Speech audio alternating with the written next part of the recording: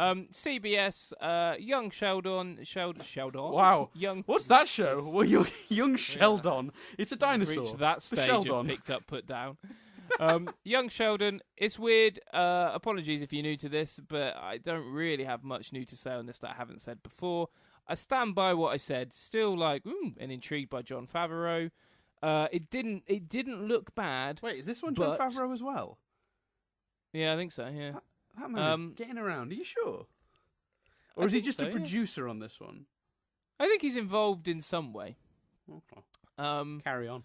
But I still stand by that we know where this character ultimately ends up. So if they want it to make sense, we are dealing with a child who we know is ultimately not going to learn anything from. Even in the trailer, basically the whole episode leads up to him holding his father's hand. But, we know the character he is at the beginning of The Big Bang Theory, and he's had an arc, and he's grown as a character on The Big Bang Theory. But I don't know what we're supposed to invest in, because we know who he's going to become, and, I'm not that interested in the journey there. Or not interested enough. And also, those people will be mean to him because the character is a bit of an arse, and I don't want to see people be mean to a child. But they've had the intelligence to pair it with The Big Bang Theory, so that's probably going to be a big success. So is it a yes or a no? I'm still going to watch it. The question is, so you're going to watch it because we do a TV podcast, but the good listeners, are you telling them that you think it might have some potential, or are you going, no, don't waste your time at this stage? I know it's an early stage. It's got some potential, and I tell you what, they made it look better than I'm slightly more in than I would have been 2 weeks ago without seeing this, so make that a yes for that reason. So you're saying yes, okay. I loved this trailer. What are you saying? I really did. I genuinely, and I think it helps coming from a place of not having watched Big Bang Theory for so long that I'm a bit removed from it. I'm not really thinking of it as a show about that character. Although I will say, this kid, has he got this performance down? Oh, the mannerisms and the way he structures sentences and sort of delivers the lines. Yeah, he's figured out. Jim Parsons is clearly working with this kid a lot, which is great because he's really got the delivery down. Particularly the moment, there's a moment in the trailer where the mum's like, no one else is wearing a bow tie, and he's like, well, maybe I'll set a trend. And the way he delivers that line is just so Sheldon, so very, very Sheldon. For me, though, the trailer genuinely blew me away when it comes to how sweet and sincere it actually came across. For me, the relationship with his dad is absolutely the hook, and it helps that the actor playing his dad genuinely seems so committed to this role. If the trailer's anything to go by, it's a heck of a performance he's putting in. I buy his pensiveness. I buy his love for his son, but also his fears for his son. In just his expression when they're at the table and the dad is saying nothing and he's just looking around as some of the jokes are happening. You can see in his eyes that he both loves his son and worries about how his life is going to be.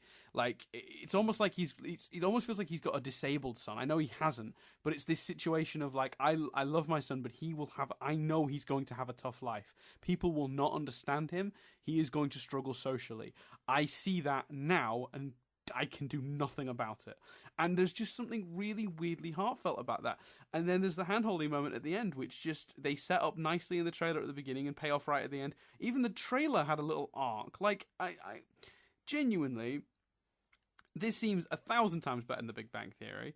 And forgetting its Big Bang connection, I would absolutely watch this show 100% on its own merits. And if you're going to do a spin-off, if once I've watched the trailer, I can honestly say that I don't care about its connections to the original show, then you've done a remarkable job. Because honestly, to make a show that does not at all rely on its source material, but it's still a spin-off, is brilliant. And to make it so that works. And as a result of that, because it is a potentially good show completely removed from its parent, I'm 100% on board. I think this is going to actually be probably the best thing to come from Big Bang Theory by far.